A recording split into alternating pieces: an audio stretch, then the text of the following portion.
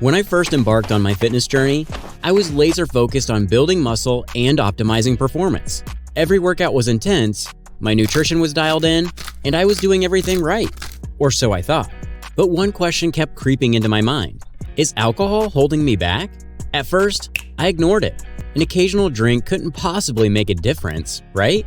But as I dug deeper into the science, and more importantly, noticed real changes in my recovery and performance, I started to realize that alcohol might be hurting my progress more than I ever expected. In this video, I'm breaking it all down. My personal experience, the latest science-backed insights, and more importantly, how you can enjoy a drink with friends or good company while minimizing its impact on your fitness goals, without giving it up completely.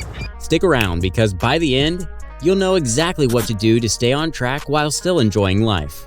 The impact drinking has on muscle growth and recovery is a subject that has attracted considerable scientific attention. Several studies have shown that alcohol consumption after resistance training can significantly impair muscle protein synthesis, which is the cellular process responsible for repairing muscle fibers and building new tissue.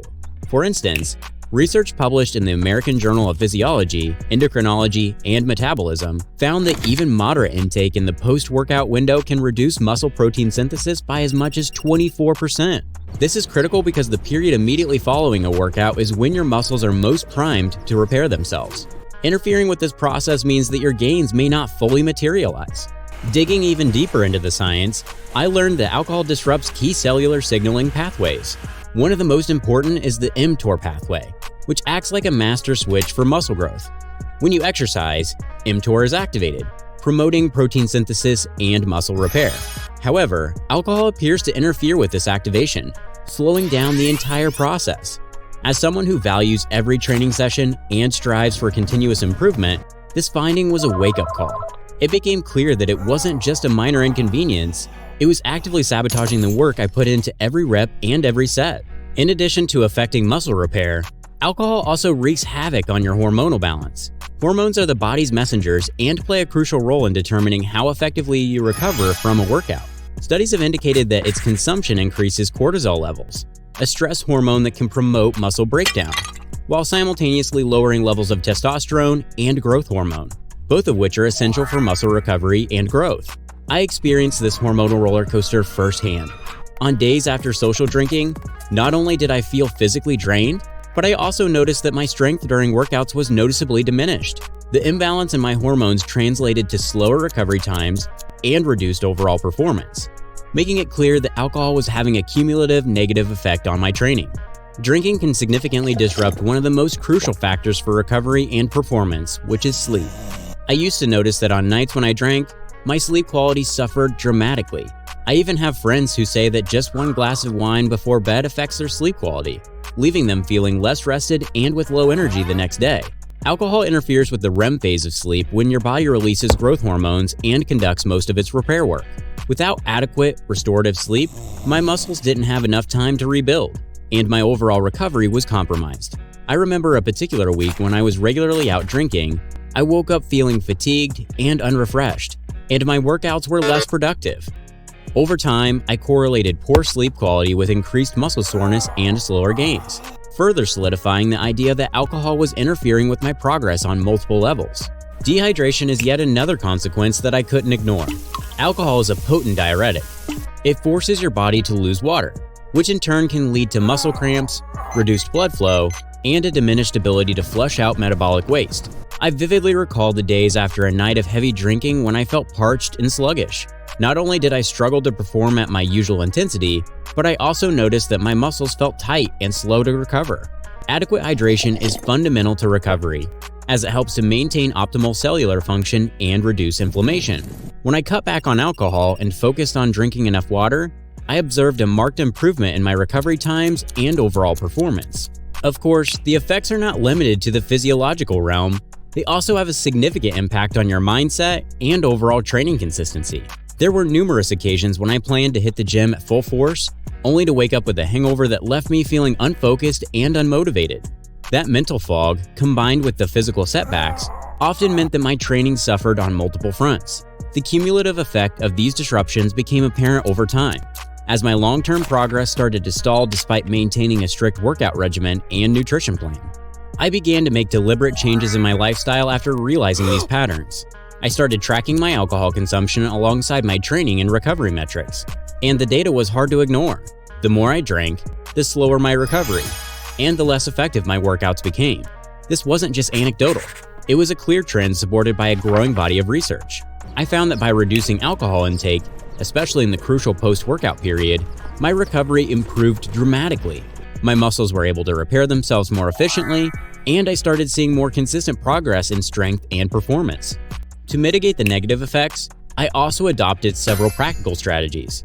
One effective approach was to schedule my social nights on non-training days, thereby preserving the vital recovery window following intense workouts. I also experimented with intermittent fasting protocols on certain days, which helped regulate my metabolism and improved my insulin sensitivity, factors that indirectly support muscle repair and growth. Additionally, I increased my emphasis on post-workout nutrition, ensuring that I consumed a protein-rich meal immediately after training to counteract any potential negative impact on muscle protein synthesis. I found that taking proactive steps the morning after a social night made a real difference in how quickly I bounced back. One key tip I follow is choosing my alcohol wisely. I've discovered that clear spirits like vodka or gin tend to cause milder hangovers compared to dark liquors such as whiskey or red wine. I also remember watching a podcast with Tai Lopez where he mentioned that his drink of choice is tequila exactly for the reasons I mentioned. Love him or hate him, he spent $1 million experimenting with different biohacking methods to understand the human body and optimize his health. He tested everything on himself, so when it comes to this, I'm willing to trust his insights. Research suggests that clear alcohol generally contains fewer conagers, which are byproducts of fermentation process that can worsen hangover symptoms. So I try to opt for these whenever possible. In addition to making smarter choices at the bar, I always prioritize rehydration immediately afterward. I drink a large glass of water as soon as I get home, and I often follow that up with an electrolyte-rich drink, like coconut water or a sports beverage, to quickly replenish the fluids and minerals lost during drinking. I also make it a point to have a nutrient-dense meal before going to bed, one that's rich in lean protein and complex carbohydrates, to help stabilize my blood sugar levels and jumpstart muscle repair. The next morning, I start with a light stretching routine or a brief walk, which helps to boost circulation and gently wake up my body. Getting quality sleep is another non-negotiable.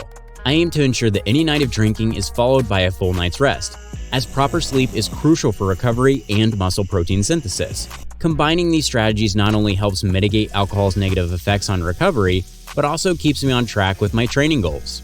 Incorporating these changes wasn't just about cutting back on drinking, it was about rethinking my entire approach to recovery. I realized that maximizing my gains wasn't just about the time spent in the gym. It was about creating a lifestyle that supports consistent, quality recovery. This holistic approach involves balancing my training with proper hydration, nutrition, sleep, and stress management. Every adjustment I made contributed to an overall improvement in my recovery and performance, reinforcing the idea that even moderate consumption can have a significant, long-term impact on muscle growth. Beyond these immediate changes, emerging research continues to shed light on the multifaceted effects of alcohol on the body. Recent studies have explored how even occasional drinking can alter metabolic processes, reduce anabolic hormone levels, and impair the signaling pathways critical for muscle repair. These findings, combined with my personal experiences, underscore a simple yet powerful message. If you're serious about your gains, you need to be mindful of how, when, what type, and how much alcohol you consume. Ultimately, the scientific consensus is clear. When consumed in significant quantities or at the wrong times, it can negatively impact your muscle gains by interfering with crucial recovery processes. This isn't to say that an occasional drink will completely derail your efforts. Rather, it's about understanding the balance. The lifestyle choices we make outside the gym are just as important as the training itself. If you're truly committed to achieving optimal gains, it's crucial to create a balanced approach that supports both your workout regimen and your long-term recovery. If you want to achieve a Greek god physique naturally, make sure you watch my video series where I rank the best and worst exercises for muscle building.